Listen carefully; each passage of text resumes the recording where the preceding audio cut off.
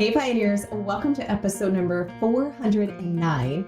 Today we are going to be talking about business and finances on the homestead. So this is part 2 of our listener Q&A. So if you missed part 1 that was last week, you'll definitely want to go back and listen to that one. But I had 2 questions come in specifically about finances and the homestead and business. And I know that this is going to be a larger conversation, and to adequately answer these 2 questions, we're going to need a whole episode. So here we sit. So the first question that I have comes from Mayor P.A. Ascends and says, how much time do you spend on your company, web pages, podcasts, Pioneering Today Academy, and how many employees?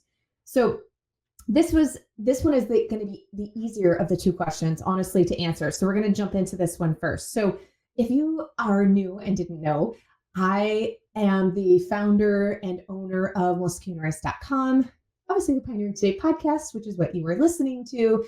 We have the Pioneering Today Academy, which is my online homestead membership site. I am the author of 5 books. We have the Norris YouTube channel, which you may be listening to the podcast because we're doing video formats of that now on the YouTube channel, etc. So right now, at this moment in time, and for all activities, so I'm also the co-founder of the Modern Homesteading Conference, which will be this coming June 28th and 29th of 2024 in Coeur d'Alene, Idaho. Super excited. It's our second annual one coming up, as well as the co-founder of Homestead Living Magazine and Homestead Living Media. And so those I calculate my time in because I kind of divvy up my working hours between all of those different projects, and it is a lot. Suffice to say, I didn't start out that way. And so I kind of feel like I need to preface this because when I was first starting out, I first started by building a website, and that was melissaknorris.com. And in the beginning, I did everything. I worked about 40 hours a week while also commuting and working 32 hours a week as a pharmacy tech, and then having a full-on homestead and husband and kids and all the things that you would normally have in life. So I share that because I want you to know, if you've maybe not been with me through the whole journey, I first started my website and blogging. It's actually November of 2011. And so basically 2012, because it was right before we hit that new year of 2012. And that is when I started. I didn't start doing this full time, meaning I quit the pharmacy. I quit the pharmacy in August of 2018. So 5 years now that I've been doing this full time. But prior to that, I did it while still working a day job. So I share that because when I share where things are at now and how many people are helping, I want you to know that that was the progression of that, because I think sometimes we can take a look at where someone's life is right now in the moment and not necessarily see all that came before that. And we compare our journey to where we are, and maybe it's to where the point that we're wanting to be, and we don't realize, how different that it can look at those different spaces. So in answer to your question though, how much time do I spend? I typically start my day like in the office, at the computer, etc., at 8:30 a.m. in the morning, and usually go until about 3:30 in the afternoon, sometimes 4, and that kind of depends on the day. And then I usually will take a break because I have to, prep dinner, still mom, cook dinner, go feed the chickens. I always feed the chickens and the ducks. So if I don't do them in the morning, then I do them at that point in the afternoon. Kind of any of those outside things that need to be done, go picking up my daughter from turnout, those types of things, have dinner, get cleaned up. And then sometimes, though I try not to do it very often, I do come back into the office if there's a specific project or just something that has to be done on a deadline that hasn't been met yet, and we'll work for an hour in the evening. But I try not to do that because I used to do, when I was working at the pharmacy, I would have to get up at like 5 or 6 in the morning to do work before I had to leave for my day job. And then the only other time was after the kids went to bed, and then I would work until like midnight. And I did that for quite a few years. And so I really am trying to not work at night anymore unless it's absolutely necessary. So that is, oh gosh, that's about probably about 8 hours a day. But the beauty of being at home now is, on like a lunch break or in between something, I can run in and throw clothes in the laundry. I can put something in the slow cooker. I can run out to the garden. There's so little things like that. And the nature of my job is because I'm filming so much of what we are doing and sharing through either podcasts or the YouTube video, or especially if you're in any of the courses or inside the Pioneering Today Academy, is I'm filming what we're doing in homesteading. And so as part of my job, I might be out in the garden planting something or harvesting something or preserving something, which we are benefiting from as a family, right? As part of homesteading. But then I'm also recording that or taking pictures of it for a blog post if it's not going to be a video, that type of thing. So a lot of times those two things coincide. Now, not always, but for a good portion. So that is usually Monday through Thursday. And then Fridays, I usually do a half day of office work. So I usually will come in the morning about 8:30 and usually work until the afternoon. And that just kind of depends, I might have to switch schedules up for just different things. I typically don't do a lot of office work on Saturday. Usually I'll come into the office and maybe only work like an hour or so on the computer, unless we're in like a launch or a really heavy deadline for something. And I don't touch the computer at all on Sundays. So I don't come into the office. I don't turn on the computer. I don't do anything in the office on Sundays. But there is some flexibility. So usually it ends up being about 40 hours a week, give or take, because some weeks there's a lot more that's going on and I'll be putting in some extra hours. And then other weeks there's some flexibility there and I'm not. So it's about 40 hours a week. But then there's also times where like I'm doing something and it's not like in the office necessarily, or I'm not necessarily filming it, but we're prepping something that I know that I will be using at a later time for work. So I feel like there's a lot of gray areas there because so much of what our lifestyle is also what I'm teaching and what my business is. So a lot of times they kind of just, they go together, or I'll be out doing something and I'm like, I need to make a video on this. And so even though it's not technically like office or work time, I end up pulling out my phone and going ahead and shooting a video, shooting some content, that type of thing anyhow.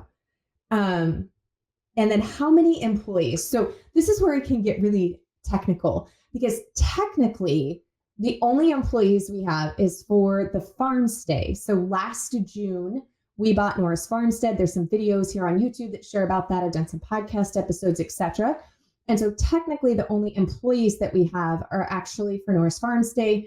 And that is the people who clean the farm stay after people come and stay, or will do specific things down at that farm.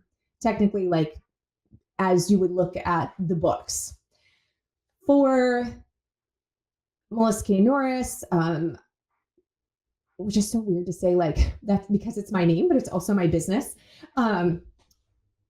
There aren't any technical employees. We have a lot of subcontractors, but there's quite a few of our subcontractors that only do a little bit of work for some other companies on the side, and they're working pretty much 40 hours a week, maybe 30 to 40 hours a week, kind of depending on where we're at in the seasons, for me, but it's as a subcontractor. So, and then there's some that only do, like 10 hours a week, whatever. So if I'm adding all of those up,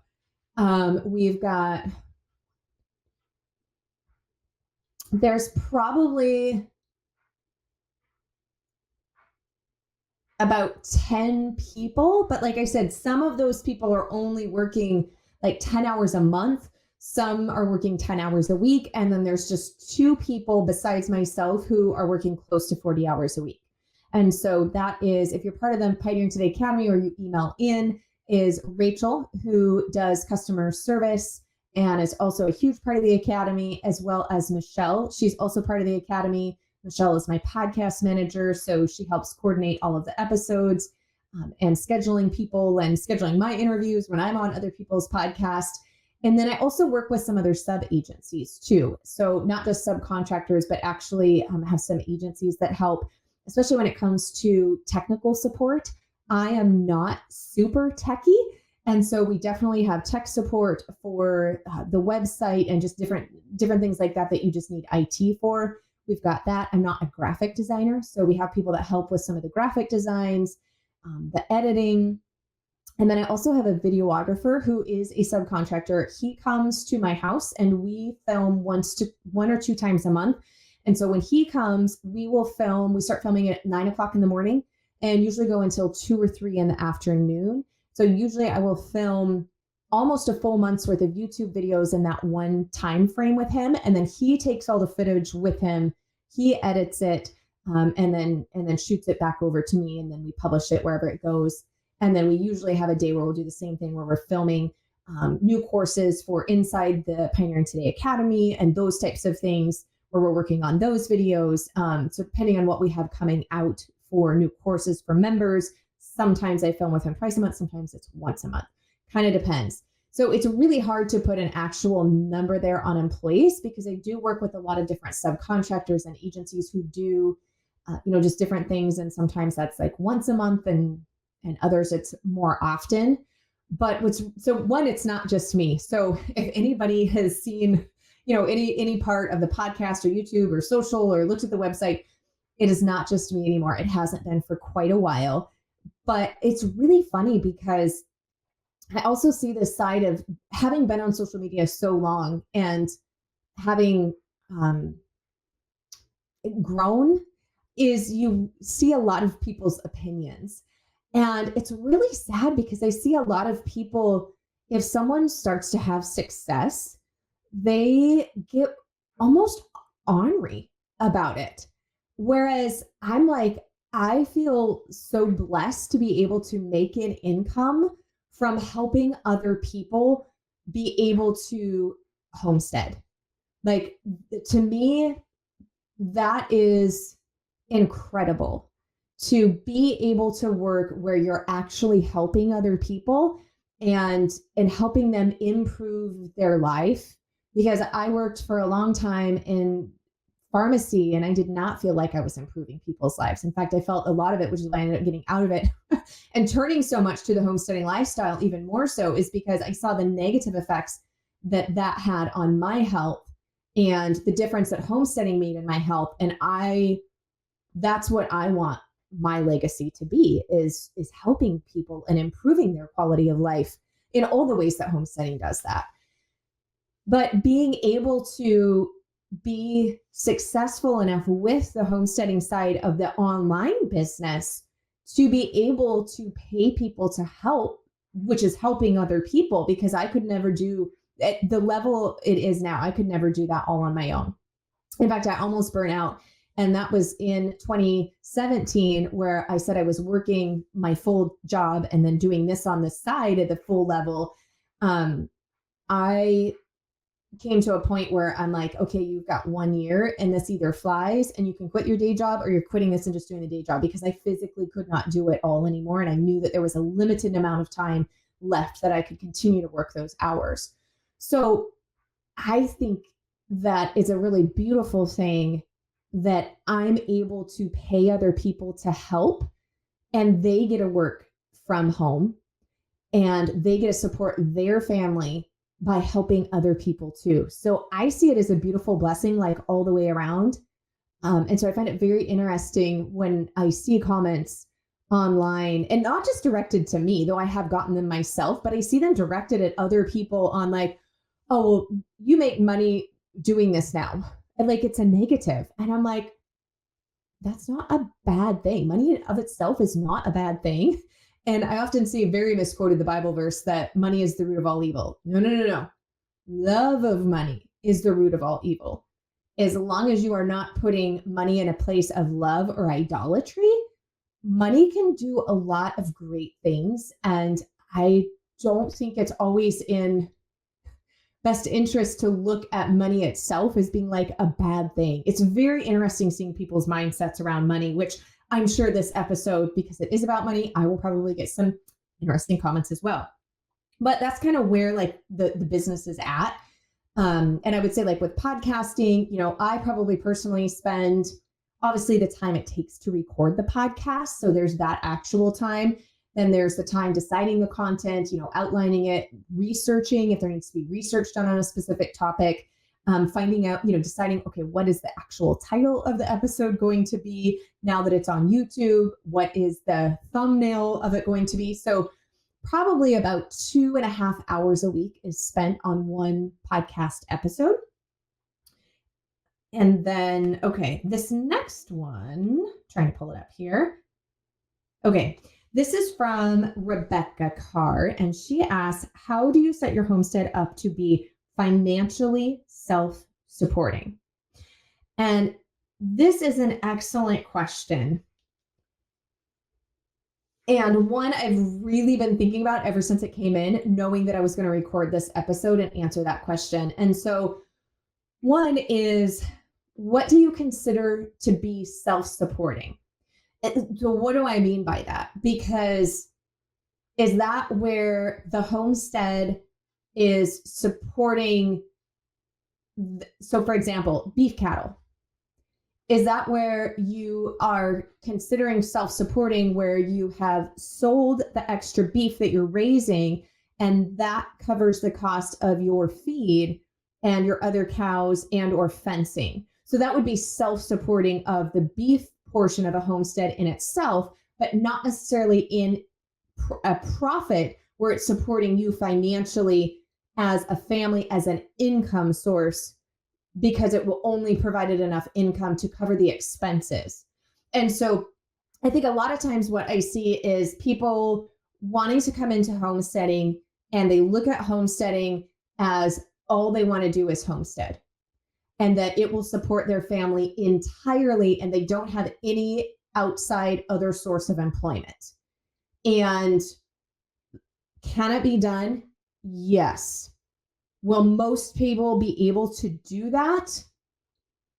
No. And I'm probably going to catch some flack for this, maybe not, but I think we need to have a really honest conversation about homesteading and it being self-supporting, and what does that actually mean? And I've also heard where people have been talking about profitable homesteading. And you can have a profit of $1 and you can consider that, you can say technically that is profitable, right? If I raise my beef cattle and then sell one of the extra cows or a half cow at butcher time, or sell off some of the offspring as live on the hoof, etc., and after the sell of that and then deducting all of my expenses, I have $1 left over, extra above that, that's technically profitable. But is $1 going to support a family or even one person? No, it's not. So I think we have to be careful talking about profitable and what that actually means. And again, that self-supporting, what does that actually mean? So I'm just going to lay out what I have seen for obviously ourselves, family members, and a lot of other people because I've been in the homesteading niche now long enough that, I get to see a lot of people's homesteading journeys over the long part, because sometimes you can see part of someone's journey for a year or so and something might work for a year or so, but does it work long-term? And I think that's what we really need to look at and to think about. So when it comes to homesteading, can you have aspects of homesteading be self-supporting of in themselves? Yes. We have always operated our beef cattle, and I said my husband and I have been raising beef cattle for 20 years, to where it pays for itself. Meaning we make enough each year by selling an extra beef or two to cover our hay expenses for the whole herd, covering our expense of if we're buying some new genetics, so a new cow or maybe heifers, etc. That part's all covered for. And then our butcher fee, because we would obviously keep some of our own beef. So basically we feel that we were getting our beef for free as far as looking at it financially. So the beef cattle operation was self-supportive, but was it providing enough for my husband or I to quit our day job? No. And if we were to calculate out an hourly wage for our time, would it have supported an hourly wage for all of the time that we put in feeding during the winter, getting hay during the summer, fixing fence, all those things? No, it wouldn't have, but it did cover our hay and it did cover our major expenses. And so we were very happy with that. I mean, to have grass-fed, grass-finished beef with no money out of pocket, and sometimes a little bit extra to help for, we weren't calculating in our property taxes because we would be paying those regardless because that's where our house is. So that type of thing. So can you get that with homesteading? Yeah. And a lot of things you absolutely can help those aspects of homesteading be self-supporting. The homestead as a whole be self-supporting. Again, that so depends on your values and what you're needing from your homestead. I feel like this is all very specific to each individual person and their circumstances. So if you have, a couple of acres up to 15 acres, which is what we had until we bought the 40-acre farm down the road from us last year, which is allowing us to expand our beef operation. And we're hoping with that grass-fed beef operation, so we can expand it beyond what we had, then my husband will be able to come home and that will be his full-time thing. However, especially with beef cattle, which I'm just going to stay with that analogy because it's the one that I have the longest, as I said, 20 plus years experience in. And I've also seen from my dad raising beef cattle and many different people that I know personally, kind of their experiences. Most of them are still working some type of day job. And the reason that I share that and I say that is because unless you are doing something at large scale, which most homesteaders aren't doing these things at large scale, right? That's kind of the beauty of homesteading is it's meant for like the individual family and maybe a few other people in your community, but it's not large scale.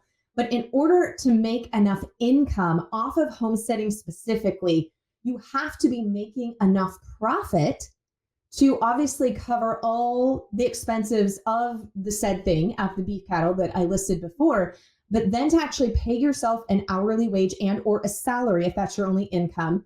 And then you're looking at having to some type of health care or go without insurance, right?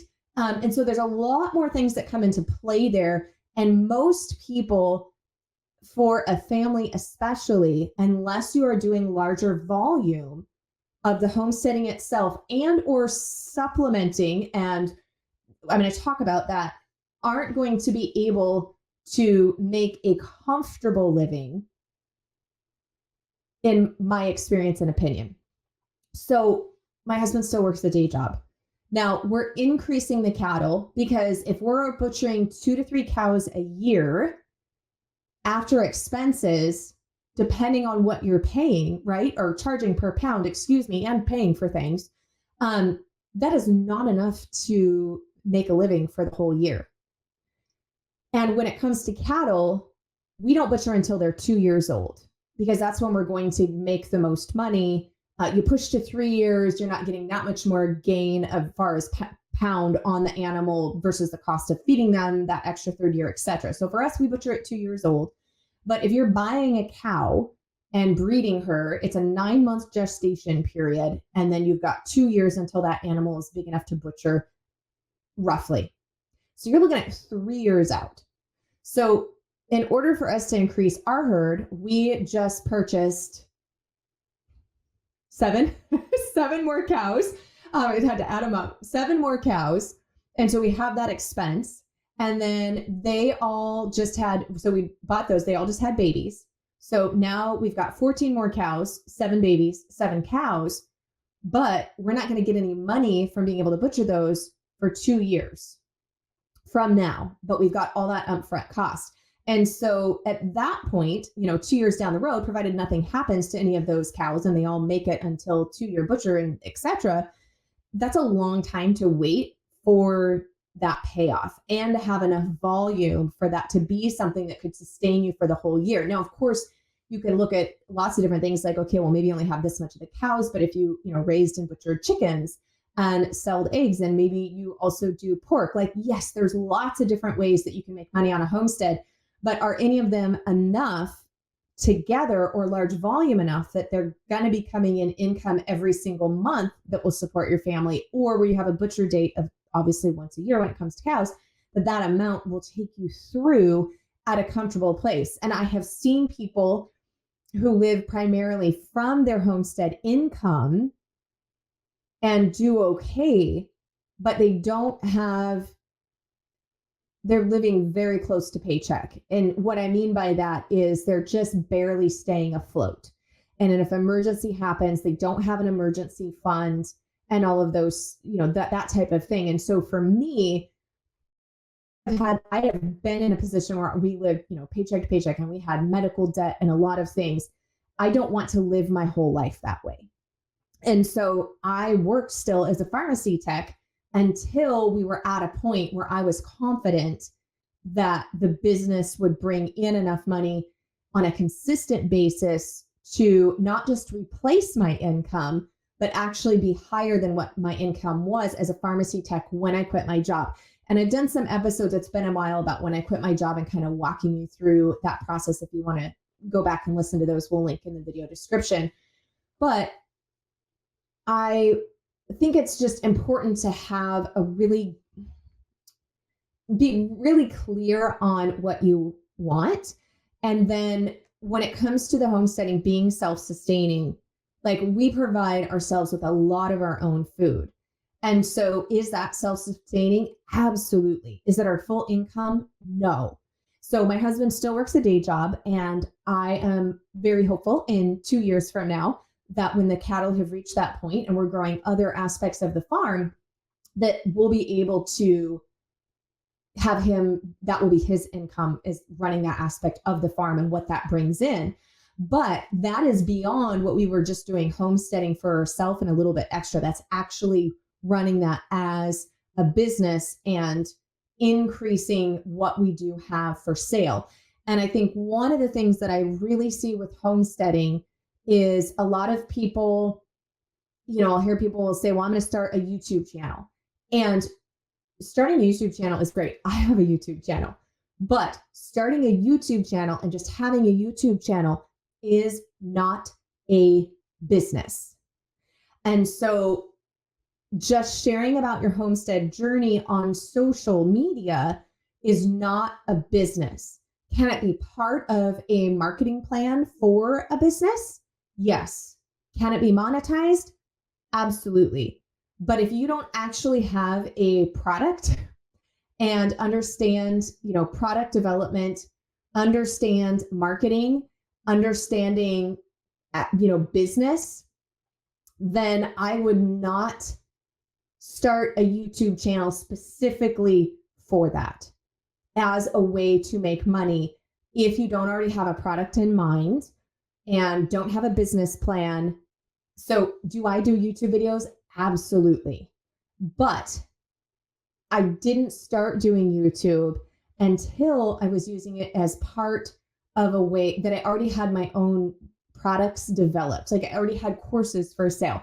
I already had books. There was things it made sense. And I do love helping people. So there is that aspect too. But when you're looking at it from a business standpoint, having just a YouTube channel and being completely reliant on ad money from YouTube, that is a very scary thing if that is your entire business model. Because we have seen where algorithms can change, YouTube can go down, YouTube can take content down. I have seen myself, because I do get ad revenue from YouTube, but I have seen huge fluctuations. And if I and my family were dependent on that alone, that would make me very, very nervous. And so I have to say, when I look at the amount of time that I put into a YouTube channel in order to grow it to a point where it actually even brought in enough ad money to be worth anything, if I hadn't already had the other side of my business, I would have been much better off going and working per hour from somewhere else and been able to put that money towards my homesteading stuff. And so, can YouTube channels still pay off? Absolutely. But as I said, I really caution people from just starting a YouTube channel or an Instagram channel or whatever social media, TikTok, whatever it might be, if just having that and growing that following is your business plan, because that's not a business plan.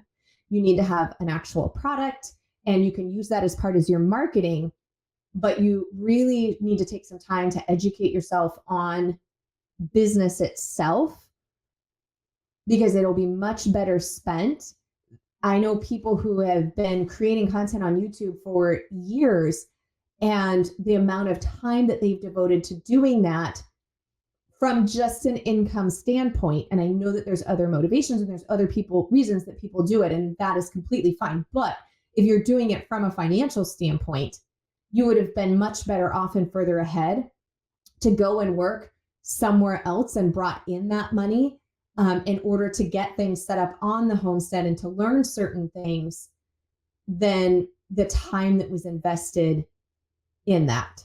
So there's a lot more that could be said about going into it. And so if you would like to hear more about this subject, I know it can get kind of funny, kind of touchy and, funny when we start talking about money and finances and business and all of that.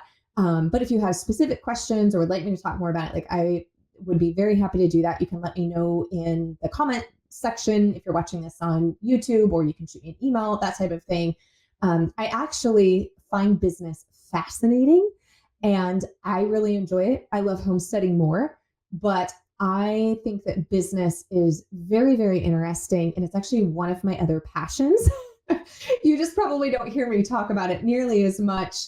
But I am happy to, if it's something that you guys would like to learn more about or kind of hear more about, expounded on, etc. But there are definite ways that you can use the homestead. As I said, in each unit can become self-supporting. Our beef has been self-supporting. The chickens sometimes. And that's just because I don't really have a ton of excess eggs that I'm selling from the chickens. They're more just for us. So they don't bring in very much of an extra income, just a little bit. So I don't know that they completely offset themselves where all of their feed and care and coops and everything when we do the repair chicken tractors or build them, etc., pay off, but probably pretty close. You can definitely supplement your income with a homestead and grow different aspects of that. But I guess the whole moral of this big long podcast and this big story is I see a lot of people having the hope and the dream and the expectation that they're going to start a homestead, and within the first year or two that it's going to provide them with all their own food. It's going to provide the income for their entire family.